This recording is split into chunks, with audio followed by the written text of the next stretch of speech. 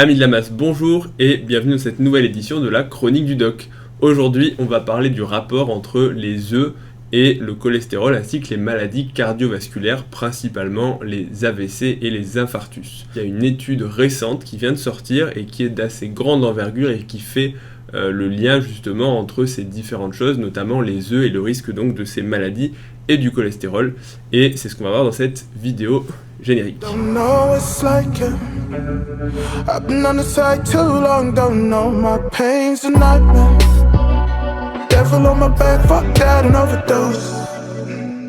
Donc la problématique, c'est qu'on entend souvent que les œufs sont associés à un risque d'avoir du cholestérol. Attention, tu vas monter ton cholestérol si tu manges trop d'œufs. Ne mange pas trop d'œufs, maximum 1 ou 2 œufs par semaine. C'est ce qu'on peut encore une fois entendre dans certaines recommandations nutritionnelles. Et c'est ce qui persiste dans la croyance des gens, alors peut-être à tort, ou à raison, c'est ce qu'on va voir juste après. Et la raison pour laquelle on associe justement les œufs à un taux de cholestérol élevé, c'est que les œufs sont assez riches en cholestérol et en acides gras. Donc on fait le lien, je mange des œufs, donc mon cholestérol sanguin va monter, et si mon cholestérol monte, eh bien mon risque de maladie cardiovasculaire à cause des plaques d'athérome, le cholestérol qui va boucher les artères, et donc les artères au niveau du cou pour faire des AVC, ou les artères du cœur, ou les artères des jambes, bref, mes artères vont être encrassées, et donc je vais mourir jeune à cause des œufs. Donc c'est tout à fait logique, si je mange moins d'œufs, je vais baisser mon cholestérol, et donc en gros je vais vivre plus vieux et j'aurai pas de maladie. Donc voilà un petit peu la logique, la pensée qu'il y a derrière tout ça. Maintenant, est-ce que vraiment c'est quelque chose de justifié ou pas? Eh bien c'est ce qu'on va voir ensuite. Alors je vais juste faire une précision, c'est que là en gros dans un triangle, les œufs avec le cholestérol sanguin, mais également les œufs avec les maladies cardiovasculaires. Et aussi, le dernier lien dont on va parler très brièvement, c'est le lien entre le cholestérol et les maladies cardiovasculaires. Donc je vais préciser ça parce que cette vidéo va vraiment parler du lien qui existe entre les œufs et le taux de cholestérol sanguin, et les œufs et la survenue de maladies cardiovasculaires. On ne va pas du tout parler du lien entre le taux de cholestérol sanguin et la survenue, le risque de survenue donc de maladies cardiovasculaires, parce que ça c'est un autre débat, et vous allez le voir après, et il ne faut pas confondre les deux. Et on parlera encore moins des effets des statines, qui sont des médicaments vendus contre le cholestérol, et du risque, en gros, est-ce qu'ils marchent pour baisser le risque d'infarctus, parce que ce sont des débats, enfin débat entre guillemets, puisqu'il n'y a pas vraiment de débat, il y a des données, mais en tout cas ce sont, on va dire, des sujets qui sont différents de celui-là, et donc on ne va pas mélanger les différents sujets. Donc maintenant, deuxième partie de la vidéo, les rappels un petit peu théoriques pour que tout le monde puisse bien comprendre. Premièrement, des rappels sur les œufs, deuxièmement, des rappels sur le cholestérol, et troisièmement, rappel sur les maladies cardiovasculaires et la fameuse plaque d'athérome. Donc, les œufs, les œufs, voilà, je vais vous faire un schéma. L'œuf, c'est du blanc d'œuf qui contient principalement des protéines, de l'albumine entre autres, et le jaune d'œuf qui contient également des protéines, mais qui contient également d'autres nutriments, notamment des acides gras, mais aussi du cholestérol, qui n'est pas vraiment un acide gras, qui contient également des vitamines B, etc., ainsi que des antioxydants, d'autres minéraux. Bref, en gros, c'est un aliment assez riche, et c'est surtout le jaune d'œuf qui va nous intéresser, puisque le blanc ne contient schématiquement que des protéines. Deuxièmement, c'est le cholestérol. Alors le cholestérol, c'est une molécule qui est présente dans l'organisme, et encore une fois, c'est un constituant indispensable au bon fonctionnement en gros du corps humain, puisqu'il constitue les cellules principalement, c'est lui qui fait la membrane cellulaire, mais il participe également, le cholestérol, à de nombreux processus. En tout cas, il participe donc au bon fonctionnement du corps humain. Les neurones aussi sont constitués de cholestérol, d'acides gras, puisque le cerveau, si vous voyez à quoi ça ressemble un cerveau, et si vous avez déjà mangé de la cervelle d'un animal, alors c'est un peu glauque, mais voilà, en tout cas, vous voyez que c'est une consistance un petit peu gélatineuse, parce que c'est principalement du gras. Donc le cholestérol, il a deux origines, soit le cholestérol alimentaire, c'est celui qu'on va manger dans l'alimentation, par exemple les œufs, qui va passer au niveau du tube digestif jusque dans le foie et qui va être ensuite libéré dans la circulation. Et le deuxième type de cholestérol, c'est le cholestérol qu'on dit endogène, donc synthétisé par le corps. Ça veut dire que finalement, si on arrête toute consommation de cholestérol par l'alimentation, eh bien notre corps, et il est assez bien fait, comme il a besoin de cholestérol, il va en produire en fait lui-même. Donc finalement, même sans manger de cholestérol, avec un apport de 0, on va quand même avoir du cholestérol qui est produit, et on peut même, en diminuant et en réduisant totalement sa consommation de cholestérol, encore une fois de cholestérol, hein, je ne dis pas de modifier ses habitudes alimentaires, là je parle vraiment de l'apport en cholestérol, eh bien on peut quand même avoir un taux de cholestérol qui est trop élevé par rapport aux normes. Donc tout ça pour dire que le lien entre cholestérol alimentaire et cholestérol total, cholestérol produit, est quelque chose d'assez variable et qu'il ne faut pas mélanger les deux, que les deux ne sont pas forcément liés. C'est ce qu'on va voir juste après. Enfin, pour finir cette partie sur les rappels, l'athérome. Donc l'athérome, c'est schématiquement la plaque de cholestérol. J'ai déjà parlé de ça dans des précédentes vidéos, mais pour rappeler rapidement, c'est cette espèce de plaque qui va venir se coller au niveau de la paroi des vaisseaux, qui va encrasser les vaisseaux qui vont progressivement se rétrécir. Cette plaque d'athérome, elle est constituée schématiquement de cholestérol. En gros, au niveau de la paroi des vaisseaux, quand il y a de l'inflammation, quand il y a des traumatismes au niveau de cette paroi, eh bien, il y a des molécules de cholestérol qui peuvent s'engouffrer dans cette brèche au niveau donc de la paroi. Qu'est-ce qui va se passer ensuite? Le corps il se dit il y a du cholestérol qui est là où il n'est pas censé être, donc on va essayer de venir et de le dégrader. Donc il y a des cellules qui sont les macrophages qui vont arriver, qui vont essayer de grignoter ce cholestérol, donc tant qu'il y en a un petit peu, pas de problème, elles arrivent à l'enlever. Sauf que quand il y a beaucoup de cholestérol, par exemple si vous avez un taux de cholestérol élevé, qui a eu des blessures, des plaies au niveau de la paroi artérielle, eh bien le cholestérol va rentrer en grand nombre et les macrophages, les cellules donc vont avoir du mal à venir le grignoter. Donc en fait, les macrophages ils vont devenir obèses, en gros ils vont faire une indigestion de cholestérol, ils vont mourir et c'est ça qui va faire une espèce de magma, une plaque d'athérome donc qui en fait contient du cholestérol mais aussi des cellules altérées, des molécules inflammatoires, et cette plaque d'athérome elle va progressivement grossir. Donc si elle grossit au niveau de la paroi des vaisseaux, je vous laisse imaginer ce qui se passe, c'est que progressivement la paroi se rétrécit, la lumière, donc là où le sang circule, devient de plus en plus fine et à la fin on va manquer de sang, donc la circulation sanguine se fera mal. Sauf que ça c'est assez schématique, mais ce qui peut se passer aussi c'est que cette plaque d'athérome elle est inflammatoire et grossièrement elle peut soit se fissurer, soit se rompre, soit s'ulcérer, c'est-à-dire se creuser, et ça fait que grossièrement il peut y avoir un caillot de sang qui se forme à cet endroit-là, et c'est pour ça qu'il y a des gens qui ont une plaque qui est finalement assez faible en termes d'importance, mais qui vont pourtant faire un infarctus alors que leurs artères sont pas si malades que ça. Donc c'est pas un phénomène qui est forcément linéaire où on se dit ça progresse jusqu'à se boucher et c'est quand c'est bouché à 100% que ça fait un infarctus.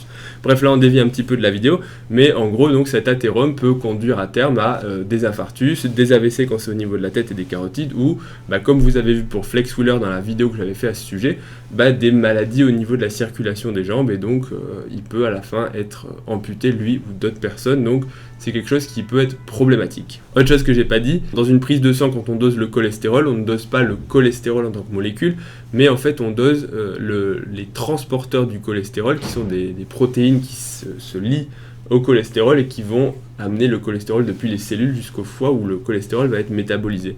Et c'est pour ça que quand on fait la prise de sang, on parle de bon et de mauvais cholestérol. Alors encore une fois, c'est très schématique, mais le bon cholestérol, c'est celui qu'on appelle le HDL cholestérol. Donc HDL, c'est le nom de la molécule de la protéine qui transporte, c'est le High Density Lipoprotein, donc la lipoprotéine de haute densité, et le mauvais cholestérol, c'est le LDL cholestérol, qui veut dire Low Density Lipoprotein, donc lipoprotéine de faible densité. Ce LDL, il est appelé mauvais cholestérol parce que c'est lui qui, dans les études, a été associé à un risque élevé supérieur de maladies cardiovasculaires, alors qu'à l'inverse, le bon cholestérol, le HDL, a quant à lui été associé, quand il était supérieur à un certain seuil, donc en gros quand il était élevé, à un risque diminué d'accidents cardiovasculaires. Donc ce bon et ce mauvais cholestérol, voilà, c'est ça en fait qu'on dose, c'est pas le cholestérol lui-même, c'est le transporteur. Troisième partie maintenant, on va parler à proprement parler de cette étude qui associe le lien donc entre la consommation alimentaire d'œufs, le taux de cholestérol et la survenue de maladies cardiovasculaires, de décès ou d'autres problèmes de santé. Donc c'est une étude qui a comme caractéristique d'être assez représentative de la population mondiale, puisqu'elle contient elle a inclus 170 000 personnes, donc c'est plutôt pas mal, qui provenaient de 50 pays différents, des pays riches, des pays pauvres, en tout cas des gens qui avaient des habitudes alimentaires assez disparates et diverses, on va dire, pour finalement couvrir la population, avoir un bon reflet de la population mondiale. Tous ces gens, ils leur ont demander justement de remplir des questionnaires alimentaires, combien d'œufs vous consommez, entre autres parce que c'est les œufs qui nous intéressent, mais également beaucoup d'autres aliments pour avoir en gros une idée de leur habitude alimentaire. Et ensuite on a suivi ces gens-là, et puis quand il leur arrivait un problème de santé ou régulièrement lors des contrôles médicaux, quand on leur faisait des prises de sang ou qu'ils avaient des événements, eh bien on notait ces événements et on collectait les données pour les analyser. Donc, qu'est-ce que nous a dit cette étude? Eh bien, elle nous dit finalement qu'il n'y a pas de lien entre la consommation d'œufs, qu'on en consomme très peu ou qu'on en consomme beaucoup, avec le taux de cholestérol sanguin et la survenue donc d'AVC, d'infarctus ou d'autres maladies cardiovasculaires, mais également la survenue de décès toute cause, c'est-à-dire en gros que tu te fasses écraser par un camion ou que tu meurs d'un infarctus, tu es inclus de la même façon dans les décès toute cause. Les gens étaient catégorisés avec une consommation d'œufs qui était faible, moins d'un œuf par semaine, et ensuite ça allait par tranche de 2 œufs, donc 1 à 3 œufs par semaine, 3 à 5 œufs par semaine, 5 à 7 œufs par semaine, et plus de 7 œufs par semaine, ce qui était considéré comme étant beaucoup, en gros 1 œuf par jour. Quand il compare le groupe qui mangeait plus de 7 œufs par semaine au groupe qui mangeait moins d'un œuf par semaine, eh bien les taux de cholestérol sanguin étaient strictement similaires, il n'y avait aucune différence significative dans les deux groupes. Et pareil pour la mortalité cardiovasculaire. Donc l'étude conclut finalement qu'il n'y a pas de lien entre le cholestérol contenu dans les œufs et donc par extrapolation avec le cholestérol alimentaire et la survenue de maladies cardiovasculaires et de décès et de cholestérol sanguin, de taux de cholestérol. D'autant plus qu'ils ont pu apparier ces résultats avec les facteurs confondants, par exemple les gens qui mangeaient beaucoup de graisse, les gens qui mangeaient beaucoup de sucre, les gens qui avaient des maladies cardiovasculaires préalables et les gens qui n'en avaient pas, du diabète ou pas de diabète. En tout cas, voilà, ils stratifiaient selon les groupes, mais ils ont également fait des analyses qu'on appelle multivariées pour prendre en compte tous les facteurs qui pourraient influer sur ces résultats pour voir en fait est-ce que c'est vraiment un effet du jaune d'œuf ou si c'est un effet de plusieurs choses mélangées.